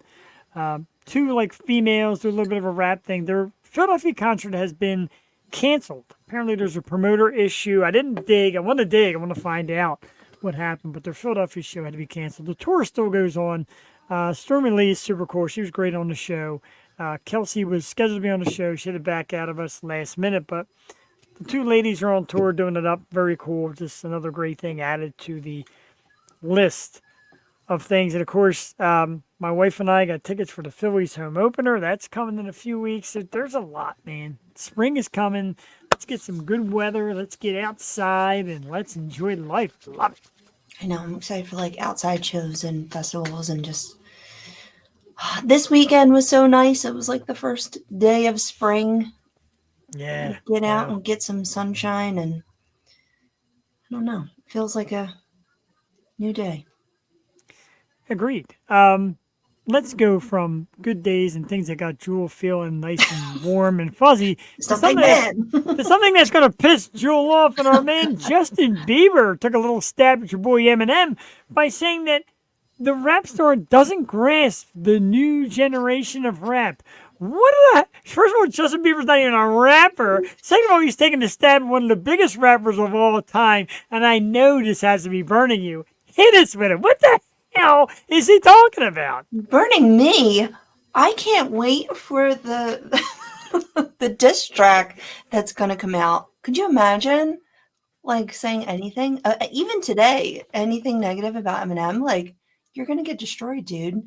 And Eminem, Justin, could you imagine like 10 years ago, like this little boy is gonna diss the best rapper in the world? But I didn't even read the article. I just thought it was hilarious. But I'm guessing he means like there's just a new style of rap, or we're talking about different things. And Eminem still does have his choice words in songs, like even today. But and then again, he's never changed. Like, so that's just who he is. Like, it's not like Right. he's gonna go back and redo his albums that have done so well. But I saw my niece actually pulled up a video of Justin Bieber, and she's like, no, you got to watch this. And he was like conducting like an orchestra, but he doesn't know what he's doing. So Right. he's like, I want you guys to come in and go bum, bum, bum, bum, bum. And it's funny because the way he like did all the violins and everything, like this sounds a lot like Lose Yourself. Like, So that's you. So I don't know. Obviously he's a fan, but to criticize another artist who has done everything right musically and Do you think? I mean, first of all, going to that composer thing, I remember watching the sessions of Brian Wilson do Pet Sounds and just blew me away. Brilliant, because all them that's weird instruments talent. they brought Yeah. in. Right, exactly. Do you think Bieber's taking a shot at the thing? Maybe a little relevance. I mean, Bieber's still Bieber, but the name hasn't been around much. You think he's trying to sell something by taking a shot at one of the kings of comeback diss? I don't know, sell something, like maybe just have him canceled in a sort of way. Like Justin Timberlake really took a hard hit Yeah. with the stuff he's done. So, I mean, it's not out of the question he's just trying to get him canceled, but he also physically, like Justin looks ill. Like he looks like Aaron Yeah. Carter. Like he does not look well. So maybe he's just going through something. Maybe. But you don't mess with Eminem. Even I know that, and I'm not a big Eminem fan. You don't mess with No. Eminem. That's like Especially messing for- with John Wick's dog or something. Right. Especially for Bieber. So you would run this past me. I didn't get too much into it. The singer Maya has announced that she's out of music. I think she's been, I mean, she Has she been out of has music? been for like a long time, and everyone's like, where is she? But yeah, she was not going to be an industry rat. So I don't know. What are your thoughts on that? Like, it must have gotten to a point where you could have gone this way and had maybe like a lot more success down the road. Like, because she like dead stopped at the height of her Yeah. career. And the It's kind of thing wild. the thing about her, I always found her to be very attractive. I found her music to be good, but she kind of came at a time where, and I don't want this to sound disrespectful to her or sound rude or anything, but women were becoming very strong, very bold and speaking like Beyonce and maybe even a J-Lo or Shakira, stuff like that. So when you're Maya, who's a little more quiet, mild-mannered, Alicia Keys, another one, like big, big spirited as well as big music. And Maya was making kind of softer songs, not really being boastful about herself. Do you think that's what happened? That's a good point too. Like I remember her doing like the song for the Rugrats. So maybe it was just a bad management move or something like that. Because you look at people like Aaliyah, who was everything. Like she Yeah. was amazing. But again, like you're probably faced with all these things and you can't even wrap your head around it. And if you have not a good support system already and you don't know where to look, but I don't know the full story, but it got kind of creepy Illuminati for me. So Oh I boy. thought it was interesting. I would like to know the whole backstory. Like I can't wait for that documentary to drop, but it's just insane. Speaking of Nickelodeon and documentaries and creepy ass people, that is coming out. Did you see that? No. It's like it was the creator of like iCarly and all of those hit shows. Yeah. Was that guy? So yeah, like major expose they got going on. Like Oh. here it was like he was extremely abusive, all this bad stuff. He had Wow. many charges and everything, but he also like was bad to actors, like the young girl actors. Mm. And then it's like a big surprise of like who the actress is coming out with their story. I know like Demi Lovato was a victim of it. The girl Jeanette McCurdy from iCarly. So Oh, I love her. oh my God, it's like, how are these people in power? And they were in power for so long, like, and they're just allowed to let that stuff slide. I mean, Yeah. it probably, I don't know what goes on now, but like back then, it was just like they ran it, and it was all the young stars like Victoria Justice and all those people. So Ariana Grande was a big one. Oh my God. I guess when the money flows, people tend to close their eyes, which is a shame. Awful, awful. And when you look back at people like, oh, Amanda Bynes is ruined, maybe that's part of the ruining of Amanda Bynes. You know what I mean? You don't know. She was caught up in all that, and just that poor girl. Because we watch all that, like Joey's really into all that. She's like, put all that on, and then she does. I'm Ashley. That's me. Like she was such a cute kid and such a big I talent. know. And She was a Josh is doll. hilarious. Oh my God, I love Of watching course. Josh's early days. Shout out to Josh, two-time guest and Jules' surprise birthday guest. Yes, He was great. He was so good about it too. He it's really enjoyed hilarious. himself. I think he enjoyed himself more than we did. Ah, Lordy. Are we really out of topics? What did I do here? I ran us short on You guys send topics me because money. usually we miss. Who's sending you money? Send me money. No, I sent you many, like 3. That's many, but I only came up with 4, I think, this week. Oh, Mm. so speaking of topics and things we come up with, Jewel, first of all, we're going to talk about the fact that Facebook News is being removed, which I love Facebook News. That's where we get a lot of our topics. But how about the big shutdown today that had the people thinking the world was coming to an end because we lost Facebook for not even an hour? That was wild. And I didn't even know until Jeff texted me, like, are you down? Are you down, buddy? Because I was going to post an ad for the show like I like to do, and I'm like, huh. And it booted me out, and they asked me to log in, and they said cannot perform, and then all this. So I text you, I'm like, Facebook working?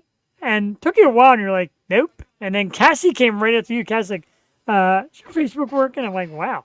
It's amazing how we have been so locked into it. And like, because let's face it, I know how many people say, Facebook's corny. I don't even bother. I don't even worry about it. You all worry about it. Stop it. Yeah, it's weird because you just feel like you're lost in the world. And then it affected so many different apps. And I know my banking app has been down for like on and off for like a week, and it just Jeez. freaks you out because you think like your information's getting hacked and everything. Yeah. So it's more so that stress level other than like, oh, I can't post for like an hour. Right. It wasn't that. You immediately get the feeling of, oh my God, somebody's like controlling my life now. Because there's also Instagram. And of course, part of the meta universe there. So Instagram was down. And I'm like, no problem. Facebook's down. I go to Instagram. I'm like, oh my God, I'm 0 for 2. And, I was working, so it wasn't that big a deal. But you're reading all the stories. And then, of course, the sarcasm. Everybody thought the world was going to end and couldn't get on Facebook. Where'd they post it? On Facebook. So, Yeah. yeah. You can't live with it, can't live without it. I agree. And I know me and Jewel have had our discussions in person about the perils and the pluses, of course, but It's what is it called? A necessary evil. in one way, shape, or form. Yeah. Results for Super Tuesday. I'm not worried about the results for Super Tuesday, to tell you the truth. I do want to talk about one thing, Jewel, and I think I mixed this up because the day I have it coming, I was told this was the only day we can have.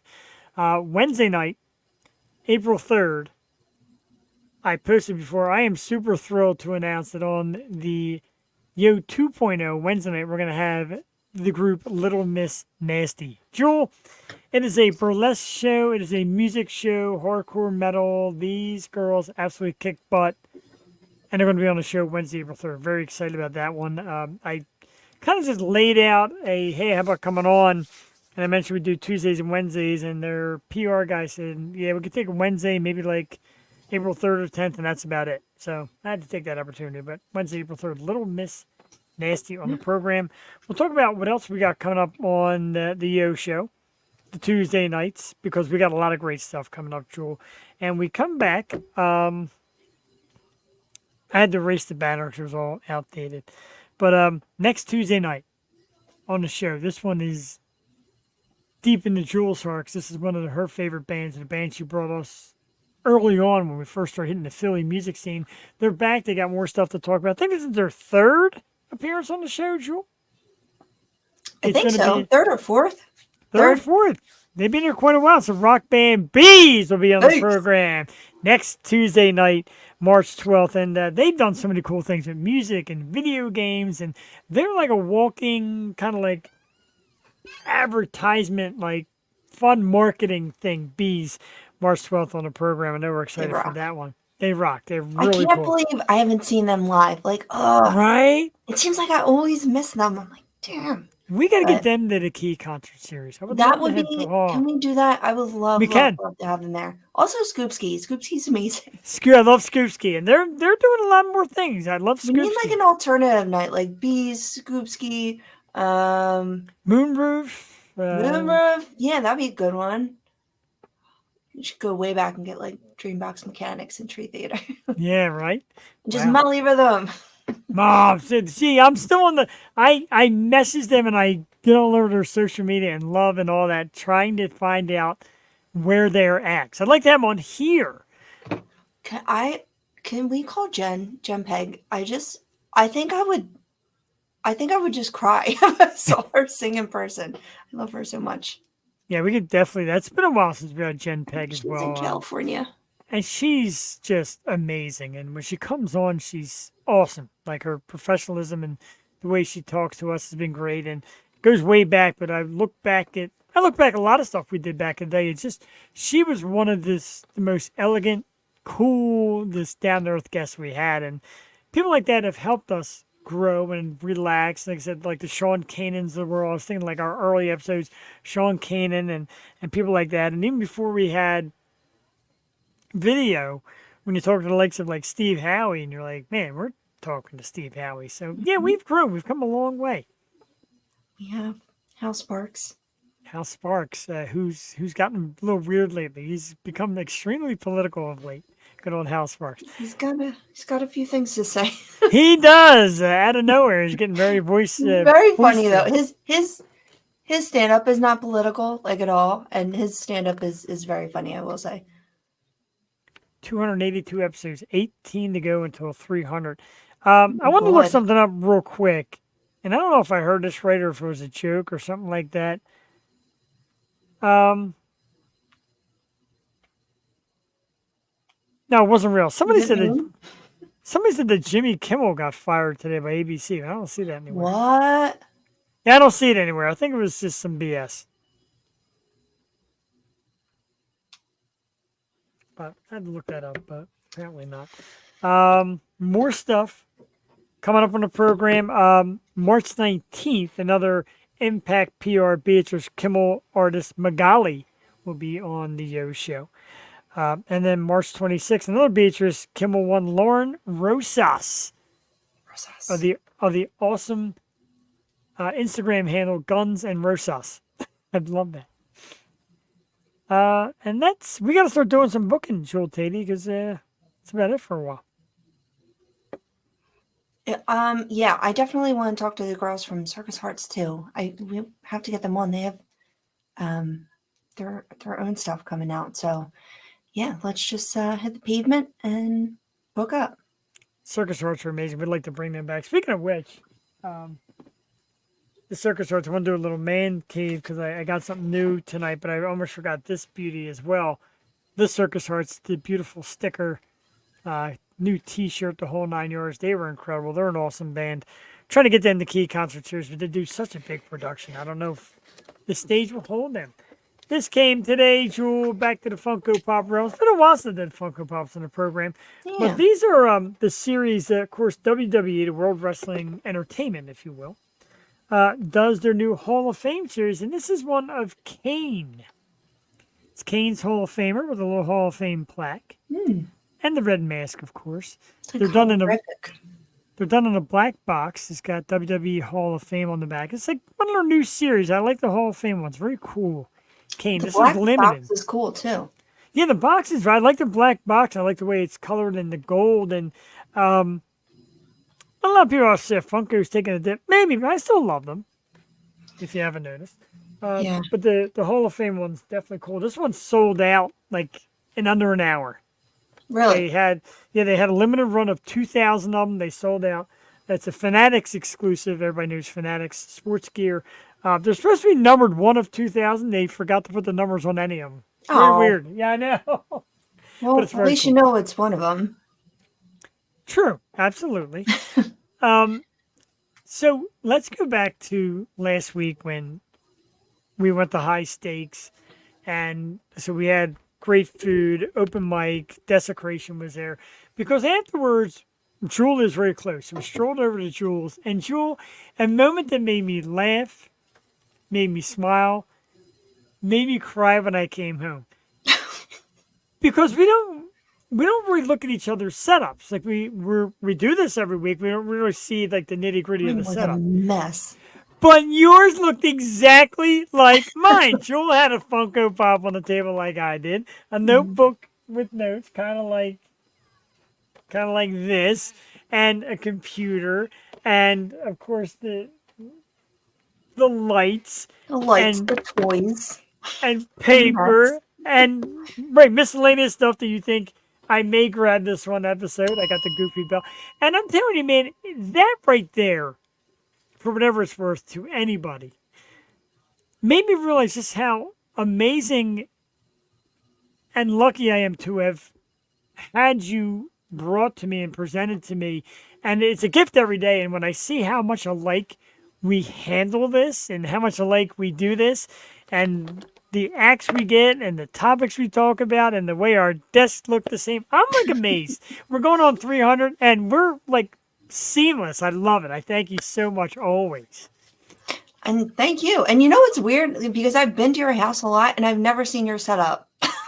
Like, I've never seen it. And It's I've been there like a bunch of times. Right. Well, yeah, because usually it'd be like parties and I would put it away.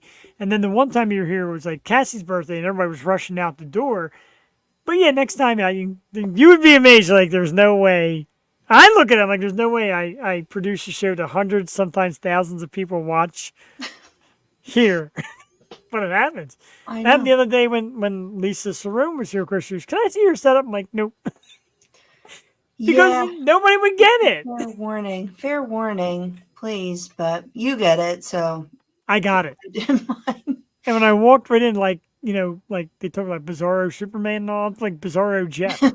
Like, female me is there. I'm like, look at this table. And I even That's turned to my Cassie. fault. I turned to Cassie. I'm like, isn't that beautiful? She's like, what is it? I'm like, it's her station. It's her Yosho station. I thought it was mediocre. beautiful. It's so non-technical. Nothing classy about it. Yeah, like people say, hey, how about you bring the show here, do this, and run this, and sound this, and change it. I'm like, what? I just plug it in and we press a button.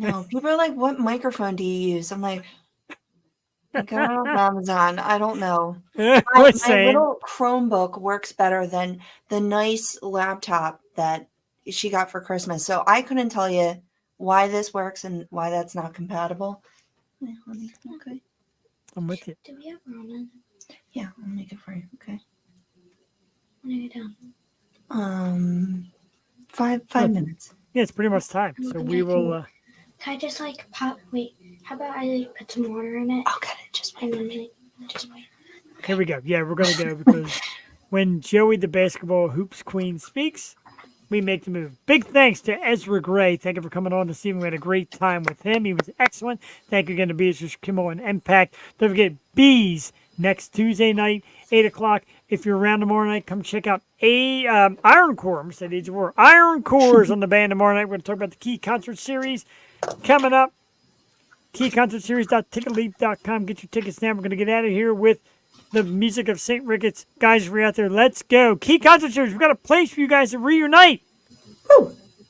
Jeff the Shark Perini, Joel Tatey. Once again, a big thank you to number 62, Jason Kelsey. We love you, man. We're going to get out of here. We will see you next week. Have a great night, everybody. Mama. Oh, I started before. Oh, my God. Still suck at getting out of here. Get the volume up. Now, good night, everybody. St. Ricketts. Where fire cannot burn. www.stricketts.com.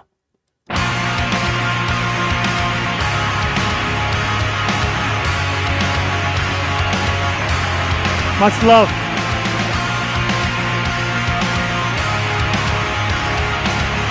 Go.